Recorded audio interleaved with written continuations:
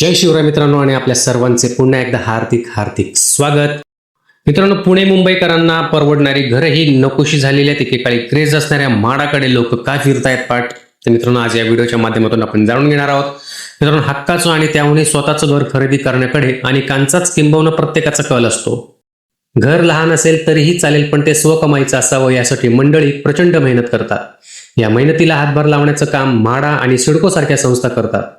ही मदत होते सोडत प्रक्रियेच्या माध्यमातून. मात्र मागील काही वर्षांमध्ये या सोडत प्रक्रियेचा चेहरा मोहरा पुरता बदलला असल्याचं पाहायला मिळत आहे. कारण आहे या सोडतीचा मिळणारा अल्प प्रतिसाद. परवडणाऱ्या दरातील घर सामान्यांना नकोशी. काही महिन्यापूर्वी म्हाडा आणि सिडकोच्या विविध सोडती जाहीर होताच त्यांच्या बऱ्याच चर्चा झाल्या. मात्र यामध्ये एक नकारात्मक चर्चा सुद्धा होती. ही चर्चा म्हणजे सोडतींना मिळणाऱ्या अनपेक्षित घटलेल्या प्रतिसादाची. त्यामध्ये ही म्हाडाची समोर आलेली आकडेवारी सातत्याने एकच प्रश्न उपस्थित करून जात आहे. तो प्रश्न म्हणजे खरंच परवडणाऱ्या दरातील घर सामान्यांना नकोशी झाले आहेत का?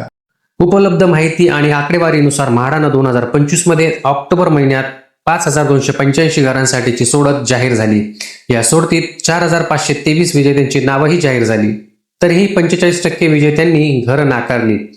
म्हणजे साधारण 2000 विजेत्यांनी घरं थेट नाकारली. घरं नाकारणाऱ्यांचा आकडा वाढल्यामुळं आता म्हाडाच्या सोडतीतील रिकाम्या घरांची संख्या वाढली आहे.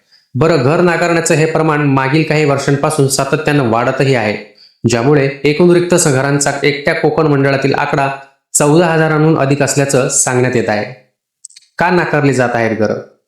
तर मित्रांनो, म्हाडा लॉटरी किंवा म्हाडा सोडत ही जाहिरातीपासून ते अगदी विजेत्यांची नावं जाहीर होईपर्यंत चर्चेत असायची. थोडक्यात परवडणारं घर म्हणजे म्हाडा असं समीकरणच सामान्यांमध्ये रुजलं होतं.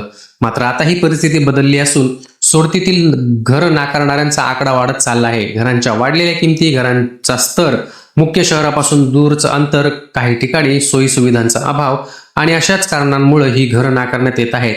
इतकंच नव्हे तर काही घरांच्या बाबतीत क्षेत्रफळाबाबतही सोडत विजेत्यांच्या तक्रारी आहेत.